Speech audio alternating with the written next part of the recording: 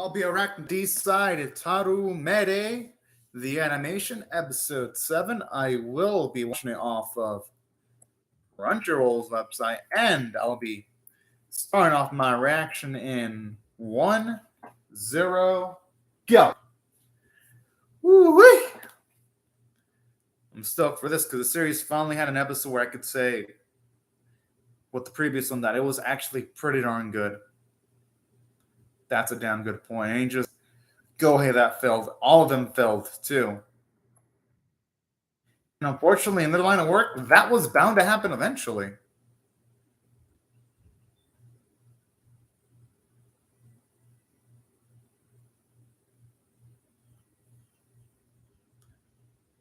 Well, yeah.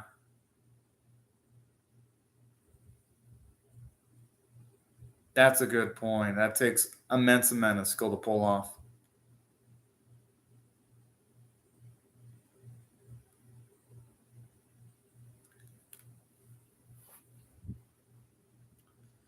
I wonder if there's going to be more hybrids too. That wouldn't surprise me.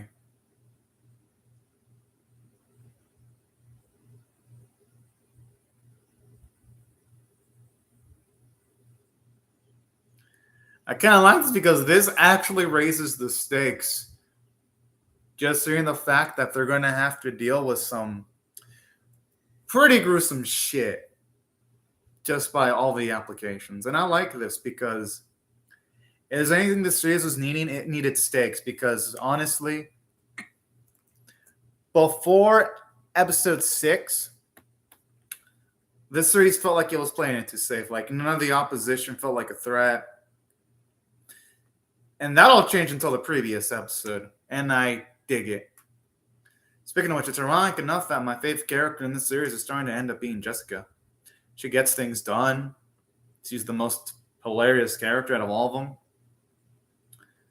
Honestly, if it wasn't for her, this series would not be good at all. Like it wouldn't. She makes it work because she's a fun character. I guess those two looking and staring down menacingly are going to be major players. I wonder if they're going to be hybrids. I don't think they're going to be knocker-ups because if they were, they'd be alongside all of our main cast of characters. I don't know. At least that's the vibe I'm feeling anyway. I could be wrong on that, but this is my gut instinct on that topic. I mean, I do like how certain scenes in the series still look at nighttime, though. That's probably one of the few good things about CGI nighttime scenes. Oh! At least now we're seeing those two characters in the open. I'm assuming they're going to play a major part because they want to be displayed that prominently in the opening for no reason. Okay, I'll give it credit. At least when it comes to Ronda and Root, this is how they present their names. Oh, I noticed the Hachiko statue there. But this is how you present names naturally. You have characters tell each other their names when they're referring to each other. And that's a great way of revealing what a character is actually called. Not the type of terrible exposition I see in some anime sometimes.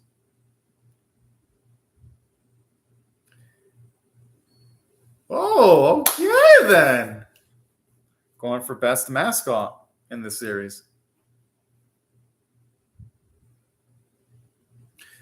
And I gotta admit, Triss is actually kind of adorable too. I ain't gonna lie.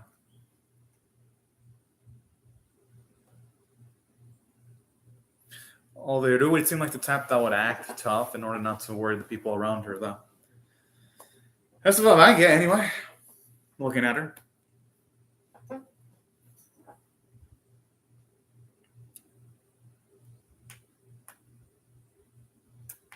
Question is where, though?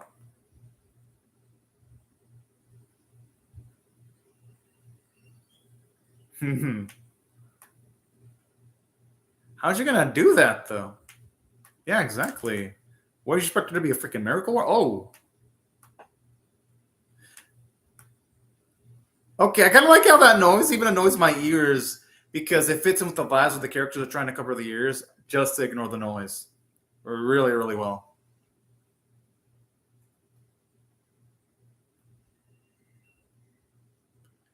I do love how he's always looking like he's about to bust some heads with them fists. I just hope the fight scenes in this are better than just the enemies running towards them and getting hit. Because that's pretty much the choreography of the series. Oh, look, it's the same choreography I was telling you about. Enemies run towards them just to get hit.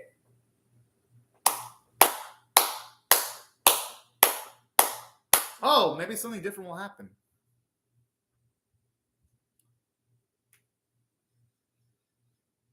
Maybe. Honestly, these fight scenes lacked. I mean, at least this time the hands are trying to attack them, I guess. So it's at least graduated from the enemies just simply trying to run towards them. And that's it. At least they're trying this time. Still not the most engaging thing to look at, but at least it's not total dog shit. Choreography. Okay. Here, now something interesting will happen. Rondo? And I'm assuming you do. Yeah. Yeah, I had a feeling they were going to do something because they were in those outfits during the opening. I'm guessing they're knocker-ups. Or maybe even potentially hybrids. For the case, they saved him, so that's a relief. I love I just blurts that up so freaking randomly.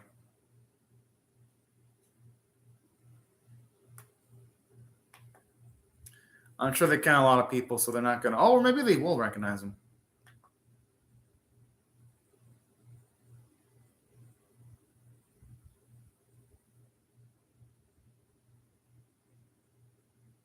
I like how their impression of him being an absolute dumbass.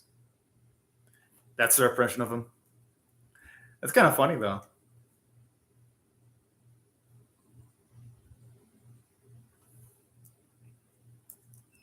Ha! Oh, that's just cute. I like her. That's actually a damn cute name, too. What's up, Radium? Hope you're having a great day right now. Yeah, today is going to be the day where I'm going to finish off this side at Traumerei, because after this, I've only got Scarlet Nexus and Aquatope, so I'm finishing this off. I took a pre-VTO day because I just want to finish off the anime this week. I don't want it to drag longer because I know next week, I forgot the series name. Oh, yeah, Spirigian's going to air on Netflix next week. So, I want to get through these series done as quickly as possible. Who the fucking take with all the food he's eating? Honestly. But yeah, thank you very much for joining the video, Radium.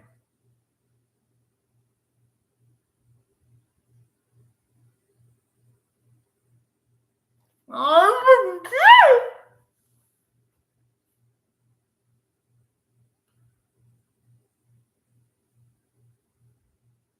I actually wouldn't mind seeing them take their time on pleasantries.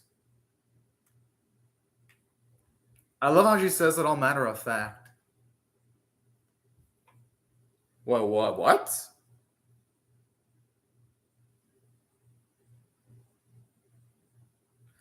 Oh, okay, so that means Trish was probably originally human then. Oh, I guess that could be a possibility. I like how she says it all cheeky.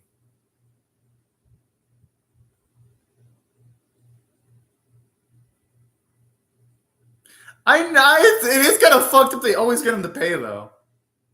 I'm like, damn, how much money does Ray have? Is he, like, fucking rich?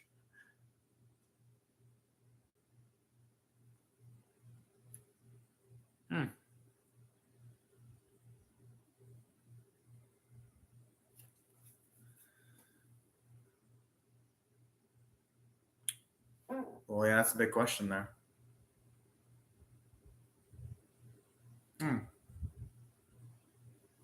All right.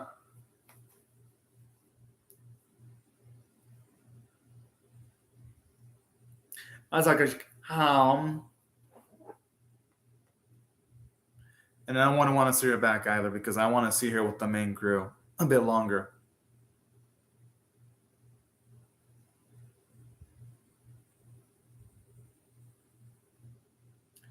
You know, she ain't being a liar there.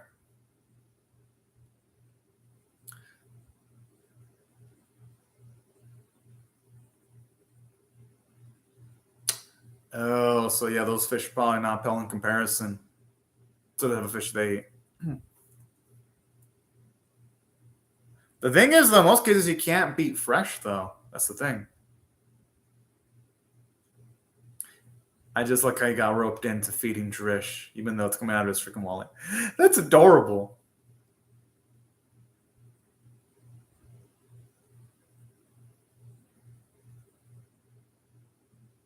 All right, some slice of life sequences I actually don't mind, because at the very least here, the animators don't have to actually animate action, which they suck at doing.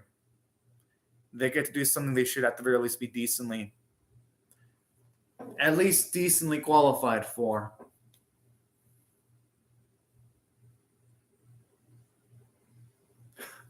What a show off! But hey, I love it though. I love his cheekiness. I don't think the dude has got a condescending tone. I mean, those are all negatives towards the hometown you're in, though. I'm sure because there are some people that are pretty dang gold, though. That's probably why the stereotype exists.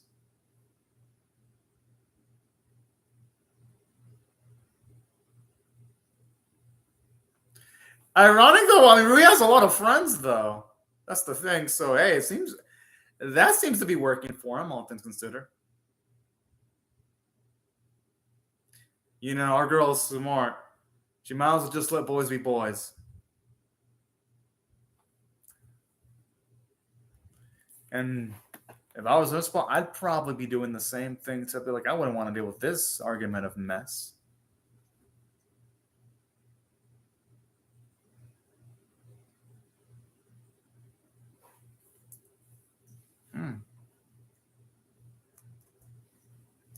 I wonder why he finds it interesting. Wouldn't there being more opposition around kind of be worrying? I guess it shows you how confident the dude is, I guess. Holy cow.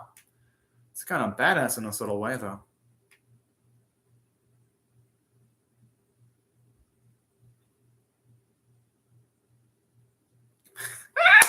Oh, man, that's just adorable. Rondo should, though. I mean, he's there.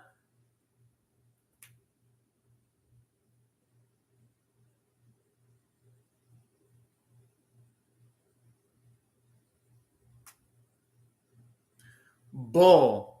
Because he's staring in a different direction when she's saying that. Then that is being mad at someone. That's like the textbook definition of it. Oh.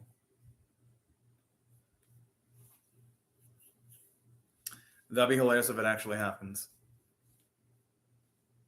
No, Ryu actually is pretty charismatic. He wouldn't mind being friends with them.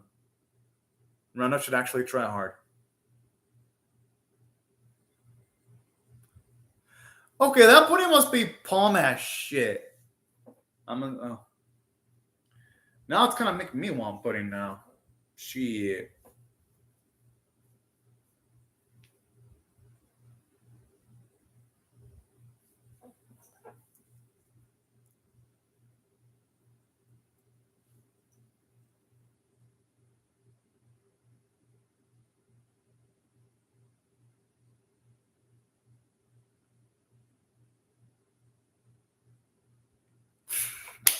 Oh, it's looking adorable the way she says that.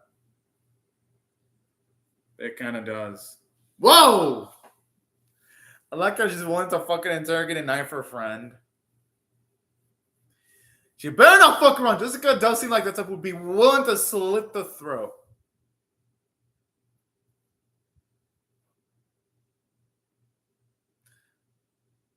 I wonder why they're silhouetting all those characters. I'm gonna guess they're gonna come into play later on, though, and that's why they're silhouetted. At least I hope, because I don't think there'd be any point in silhouetting something unless they were gonna show it later on, anyway.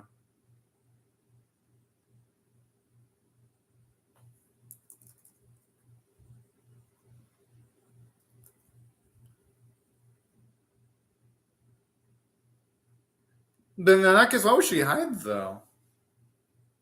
all that.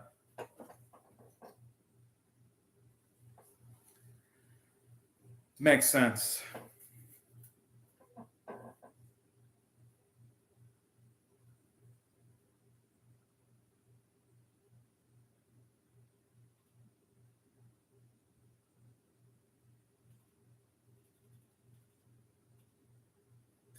Jeez, the girl has a fucking powerful grip, but she only did it by one arm, and our Rotress is that worn out.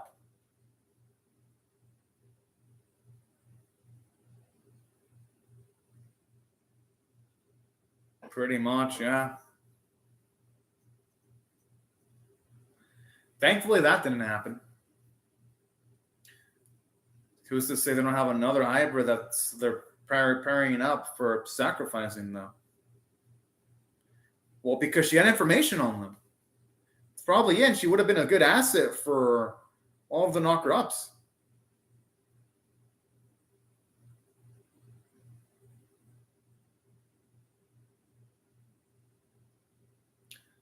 That'd be quite a mindfuck if the sacrificing still went on.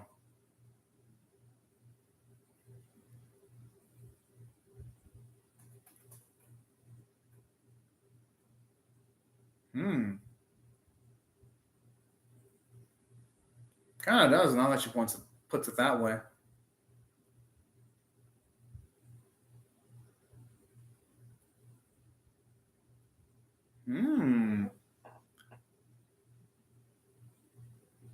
Well, there must be some, I don't know. My guess is there might be some special mechanics behind the sacrifice. That's a good point.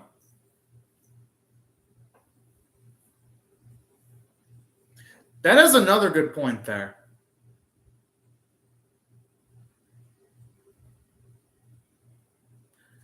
Well, no, I mean, it's Jessica. She has the most combat experience out of all of them, so it makes sense that she'd be the most paranoid about this kind of thing.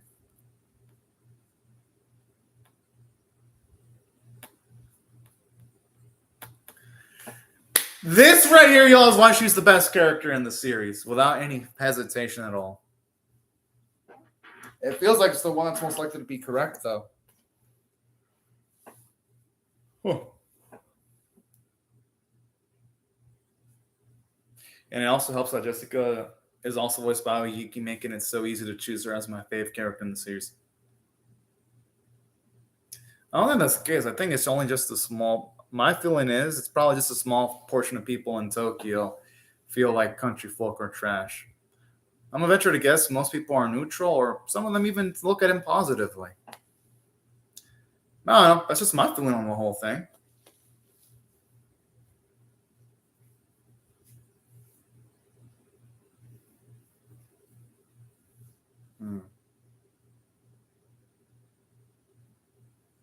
Could be. Well, in most cases, they don't overlap, but they do sometimes, though. That's the thing. Okay, I'm below the ballad because that noise is actually really, ugh. Oh, boy. Okay, now I'm up it up again. Oh, man, my ears. Should a Ruby even utilize her knocker up form? She looks like she's just barely managing to keep it together from a physicality standpoint.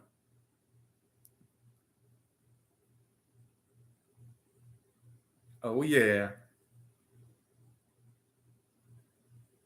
Again, simple choreography with the enemies just running towards their weapons just to be killed.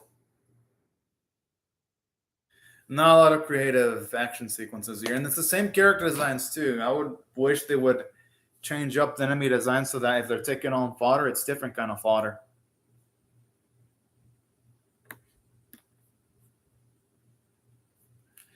Okay, what made this paranoid fuck think that? That's what I'm thinking.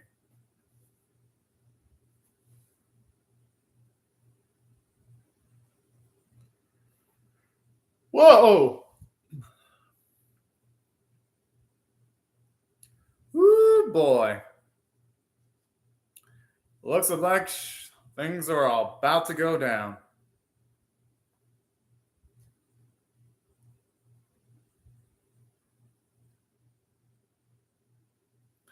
I'm liking how tense the music is too right now.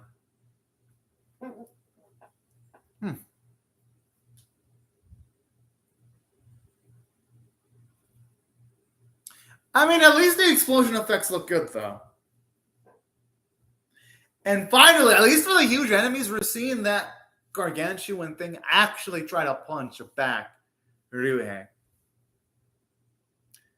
Now, this is what I'm talking about. At least this action choreography here, you see the enemy try to attack Ryuhei.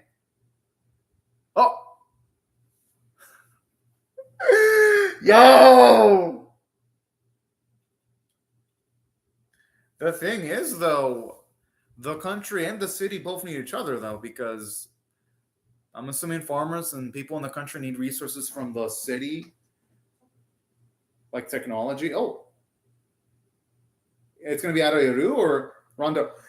Yo! Okay, this is actually kind of badass.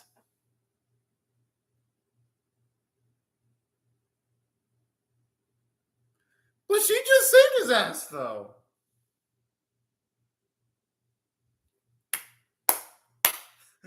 Hey, our bubble's too slow. And again, badasses don't look at explosions. Oh, man. Again, the one off that fight was a bit simple, though. I just took Rondo just jumping to slice it in half. I would have loved to have at least seen some resistance, but I'd say other than that, it's better choreography than some of the previous episodes, at the very least.